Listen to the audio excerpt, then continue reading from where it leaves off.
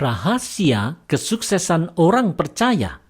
Refleksi pagi 258. Apa peneguhan Tuhan terhadap kegelisahan Nabi Habakuk karena Tuhan hendak menghukum umatnya melalui bangsa Babel? Ini peneguhan Tuhan di Habakuk 2 ayat 4 dan 5. Sesungguhnya orang yang membusungkan dada tidak lurus hatinya, tetapi orang yang benar itu akan hidup oleh percayanya. Orang sombong dan hianat dia yang melagap, tetapi ia tidak akan tetap ada. Saudara-saudara, karena kekuatan senjata, bangsa Babel menjadi tinggi hati dan merasa kuat. Mereka akan dikenai murka Tuhan dan dihancurkannya, tetapi orang yang percaya dan bersandar kepada Tuhan tetap akan hidup dan disertainya. Inilah rahasia hidup sukses. Iman Kristen memang sederhana. Saudara-saudara, di dalam kehidupan orang Kristen di Indonesia, godaan untuk sombong karena kekuatan diri, baik karena punya banyak uang, punya jabatan tinggi, punya gelar, punya lobby politik tingkat tinggi, ataupun karena alasan lainnya, membuat Tuhan dinomorduakan bahkan ditinggalkan. Tahukah kita bahwa rahasia kesuksesan kita adalah hidup percaya dan bersandar pada Tuhan saja? Orang benar memang akan hidup oleh karena percayanya. Oleh sebab itu, wahai umat Tuhan di Indonesia, mari kita belajar menghidupi iman di NKRI ini dengan tidak bersandar ke yang bukan Tuhan.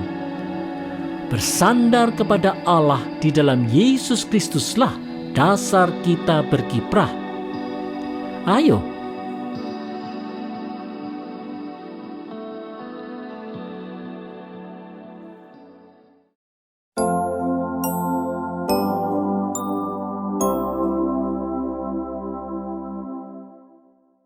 tidak perkaya diri dengan halalkan segala cara. Refleksi pagi 259. Bangsa Babel dengan kejam menjarah dan menawan bangsa Yehuda. Karena itu, Tuhan mengutuk tindakan kekerasan dan upaya memperkaya diri dari hasil penjarahan itu, seperti yang disampaikan di Habakuk 2 ayat 6 dan 8.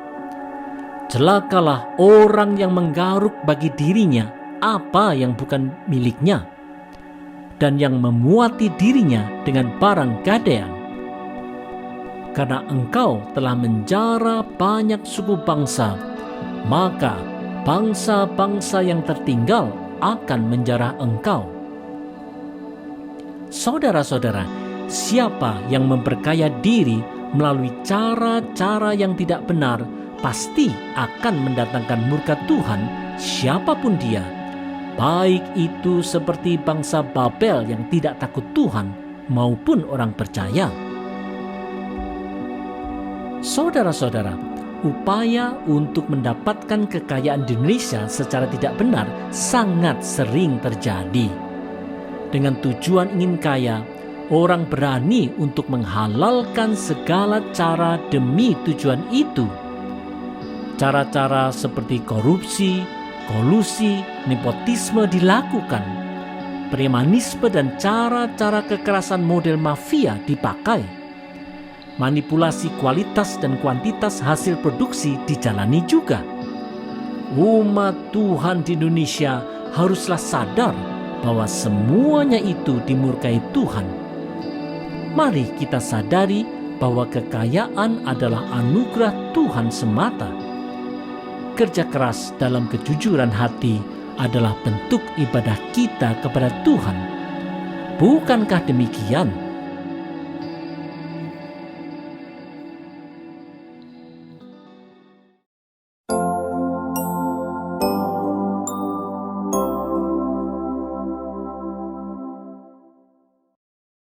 Jaminan masa depan.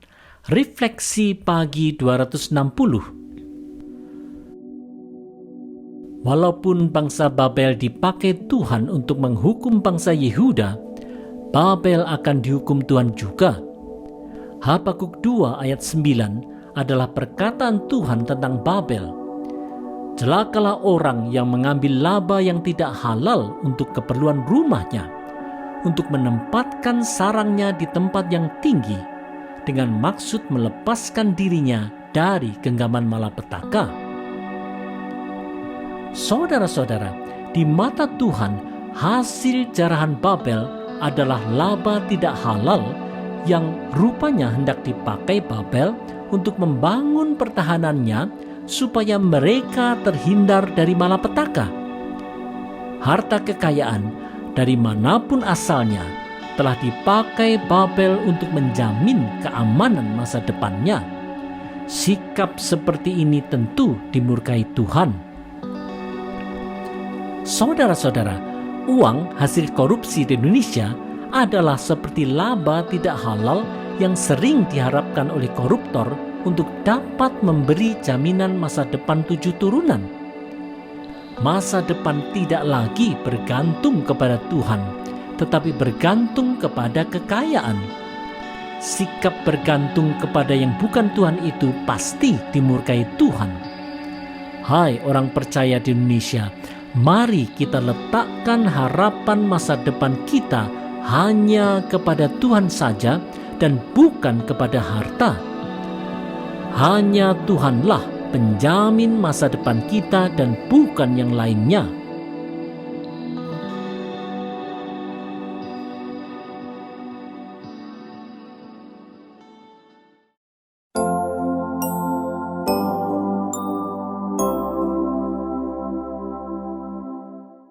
Menjunjung peri kemanusiaan dan peri keadilan. Refleksi pagi 261. Tindakan seperti apa yang Tuhan tidak suka dari bangsa Babel? Habakuk 2 ayat 10 dan 12 menjelaskannya. Engkau telah merancangkan celah ke atas rumahmu ketika engkau bermaksud untuk menghabisi banyak bangsa. Celakalah orang yang mendirikan kota di atas darah dan meletakkan dasar benteng di atas ketidakadilan. Saudara-saudara, dalam menghabisi bangsa Yehuda dan bangsa-bangsa lain, bangsa Babel telah melakukannya dalam kekejaman dan ketidakadilan. Merancang dan melakukan kekejaman yang tidak berperi kemanusiaan dan ketidakadilan kepada bangsa apapun atau siapapun juga adalah hal yang tidak berkenan di mata Tuhan. Saudara-saudara, orang Kristen Indonesia harus mengucap syukur karena alinea pertama pembukaan Undang-Undang Dasar 1945 mencantumkan bahwa sesungguhnya kemerdekaan itu ialah hak segala bangsa, dan oleh sebab itu maka penjajahan di atas dunia harus dihapuskan karena tidak sesuai dengan peri kemanusiaan dan peri keadilan. Ribuan tahun sebelum dirumuskannya pembukaan Undang-Undang Dasar 1945 ini, Tuhan sudah menyampaikan konsep peri kemanusiaan dan peri keadilan sebagai hal yang menyenangkan Tuhan. Oleh sebab itu, konsep dasar NKRI ini sangatlah sesuai dengan keinginan Tuhan. Mari wujudkan keinginan Tuhan ini melalui kiprah kita di NKRI. Mari berkiprah.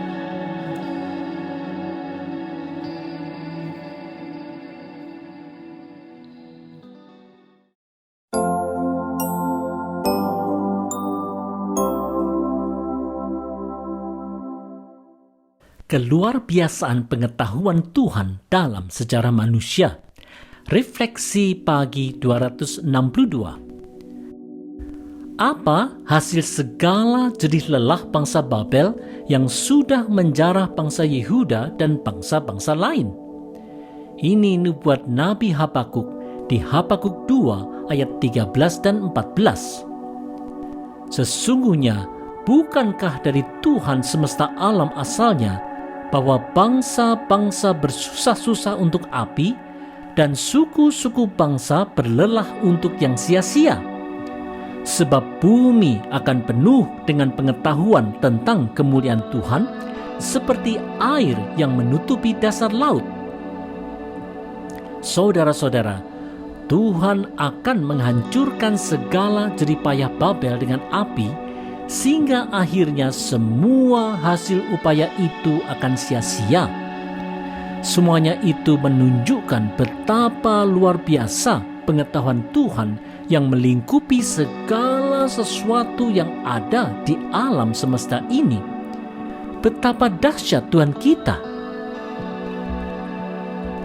Saudara-saudara, bila kita menengok ke masa lalu, ada dinamika perkembangan bangsa-bangsa dan pemerintahan di dunia yang silih berganti. Adakah maksud Tuhan dalam semuanya itu? Tentu saja ada. Tuhan hendak menunjukkan betapa luar biasanya Dia di dalam alam ciptaannya dan betapa sia-sianya segala kemegahan kekuasaan manusia. Oleh sebab itu, umat Tuhan haruslah sadar dan tidak ikut-ikutan mengagungkan kemegahan manusia dan makin mengakui hikmat dan pengetahuan Tuhan dalam kehidupan. Bukankah ini yang seharusnya terjadi?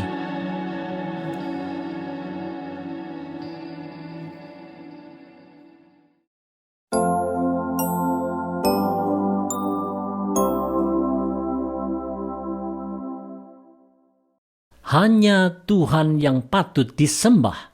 Refleksi pagi 263.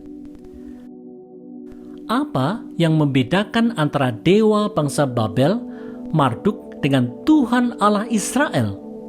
Nabi Habakuk mengingatkan di Habakuk 2 ayat 19 dan 20. Celakalah orang yang berkata kepada sepotong kayu, terjagalah, dan kepada sebuah batu bisu, bangunlah. Masakan dia itu mengajar? Memang ia bersalutkan emas dan perak, tetapi roh tidak ada sama sekali di dalamnya. Tetapi Tuhan ada di dalam bait-Nya yang kudus. Berdiam dirilah di hadapannya, ya segenap bumi. Saudara-saudara, dewa Babel hanyalah kayu dan batu yang tidak memiliki roh dan tidak bisa berbuat apa-apa. Celakalah mereka yang menyembahnya. Sebaliknya, Tuhan Allah Israel adalah Allah yang hidup. Oleh sebab itu, segenap bumi patut untuk beribadah di hadapannya. Saudara-saudara, di Indonesia ada saja orang yang walaupun mengaku beragama, tetapi sebenarnya menyembah ilah-ilah modern seperti teknologi, uang, kenikmatan, materi, bahkan diri sendiri. Dalam konteks NKRI yang berketuhanan, orang Kristen di Indonesia dipanggil untuk beribadah hanya kepada Tuhan di dalam Yesus Kristus, pencipta dan pemilik alam semesta, dan bukan kepada yang lainnya. Di dalam Tuhan sajalah kita berkarya menjadi saksi yang membangun bangsa dan negara.